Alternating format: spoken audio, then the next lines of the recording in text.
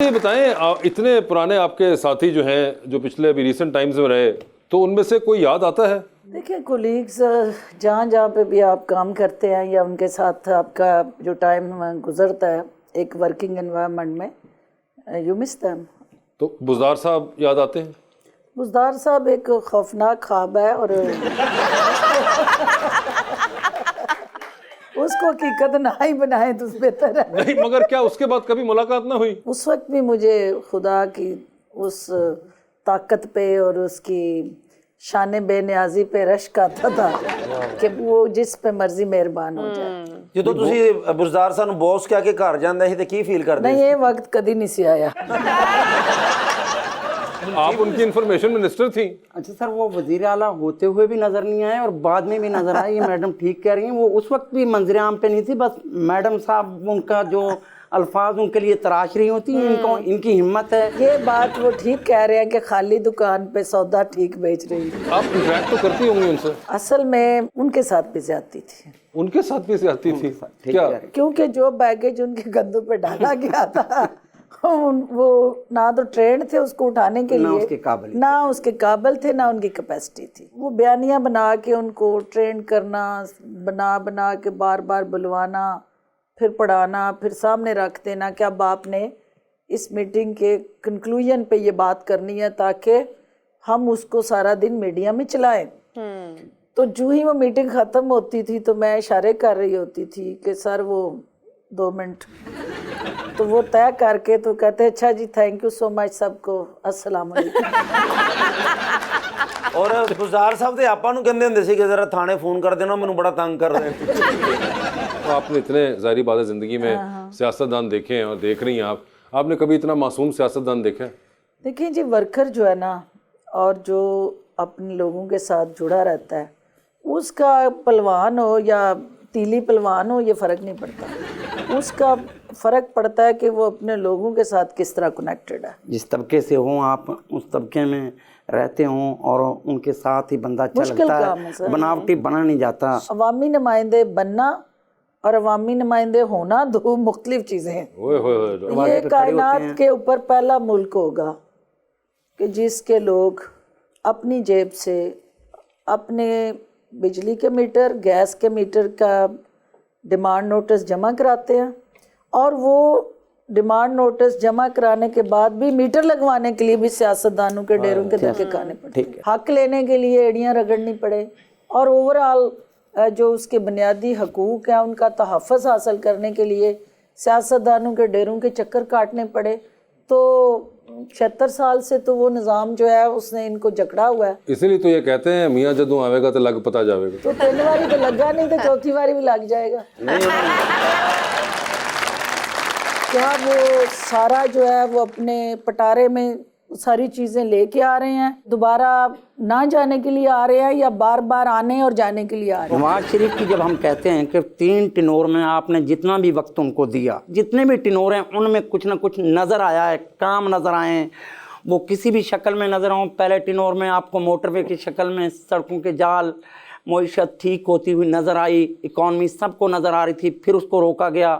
اس کے بعد دوبارہ حکومت آتی ہے تو ایک ملک کو ایٹمی طاقت بنایا جاتا ہے, پھر حکومت آتی ہے تو جس وقت پورا ملک اندھیروں میں مبتلا تھا وہ نواز شریف جو بجلی کو کنٹرول کرتا ہے, اس ملک میں روشنیاں لے کر آتا ہے, آپ پھر اس کی حکومت کو سٹاپ کرتے ہیں.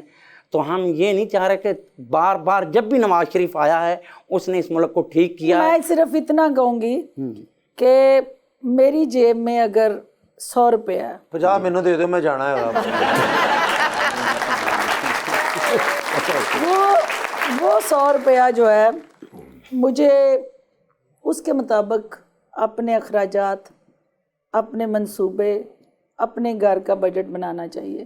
مجھے 100 روپے کے بدلے 1000 روپیہ خرچہ کر کے اور 900 میں ادھار لے کے تو بڑے بڑے پروجیکٹ تو بنا لوں گی, لیکن ایک وقت آئے گا کہ وہ میرا گھر جو ہے اتنا مقروض ہو جائے گا کہ باہر قرضہ لینے والے آ کے کھڑے ہو جائیں گے اور वो मंसूबे यकीनन हमारी ज़रूरत है, बड़े बड़े प्रोजेक्ट्स जितने मैडम भी हैं। बाज बंदे होते हैं ये- कर्ज लेके ये- टोटल खा जाते ये हैं, कौम कर्ज जो है- को आपकी घर पे लगा दिया जाए और उसको फिर वापस नहीं, करने की भी उसमें- सूरत में आप खड़े होते हैं कि इंशाल्लाह जो उस उसके दौर में अंदर- कर्ज लिए उनके वो बंदोबस्त आपको भी किए कीमत- गए। पहले आपकी इकोनॉमी स्टेबल हो, आपकी मईशत के अंदर इतनी जान हो कि आप अपने जोरे बाजू पे बनाएं, ना कि उधार से कर्जे लेके बनाएं। इसका और मतलब है हमें इन रोशनियों में ये प्रोग्राम अंधेरों में करना चाहिए था, नहीं, बैटरियों पे करने ये चाहिए था, रोशनियां हमें चाहिए, ये रोशनियां नहीं चाहिए थी, रोशनियां हमें मुल्क चाहिए, में बिजली लेकिन नहीं चाहिए थी। बादशाह सलामत ये हमारी गरीब कौम के उसकी हालात को देख के प्लान करना है ना हमने।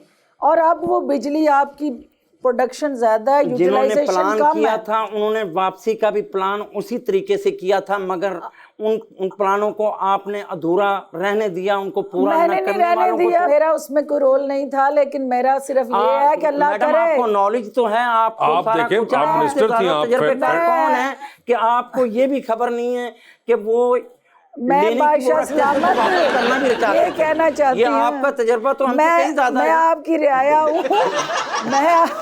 मैं ये कहना चाहती हूँ कि जो हमारा इस वक्त की सूरत हाल में मसाइल है, मुझे सिर्फ ये ख्वाहिश है मेरी कि अल्लाह करे कि 3 दफ़ा प्राइम मिनिस्टर वो रहे और तीनों दफ़ा उन्होंने अपना टेन्योर पूरा ना किया, क्योंकि उन्होंने टकराव किया, तसादम किया और वक्त से पहले वो घर चले गए। अब चौथी दफ़ा जो है मैं तो काम कर रही हूँ, काम को रोका कि गया, वो काम चौथी करने दफ़ा- नहीं दिया गया।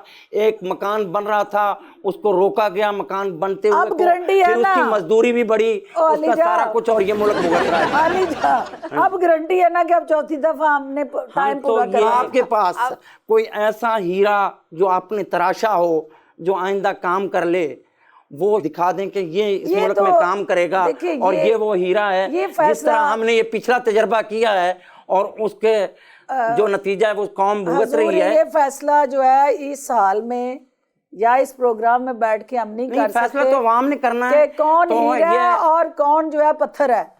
हमने ये फैसला इन पे छोड़ देते हैं। इस अवाम पे फैसला छोड़ा जाता तो पिछली दफा भी नवाज शरीफ वजीर आजम थे। अच्छा जी, इस अवाम पे तो फैसले नहीं छोड़े गए, अवाम के फैसले कागजों में बादशाह भाई, किए मैं गए। आपकी बात को रैप अप इस तरह करता हूं और आप लोगों की समझ के लिए भी कि पाकिस्तान एक बीमार बच्चे की मानद है, जिसकी जो अम्मी है ना वो उसको हर बार किसी ना किसी नए डॉक्टर पे ले जाती हैं। अब वो जो उनमें से 1-2 डॉक्टर हैं उनकी दवाइयां कुछ अरसे ज्यादा सूट की थी, लेकिन फिर अम्मी को लगा कि नहीं नहीं नहीं, ये वाला डॉक्टर मेरा बच्चा खराब कर देगा, तो वो नए डॉक्टर के पास गए। फिर वो नए डॉक्टर की दवाइयां कुछ अरसा सूट की, फिर उन्होंने कहा नहीं नहीं नहीं, ये मेरा बच्चा खराब कर देंगे, वो एक बिल्कुल नए डॉक्टर के पास गए।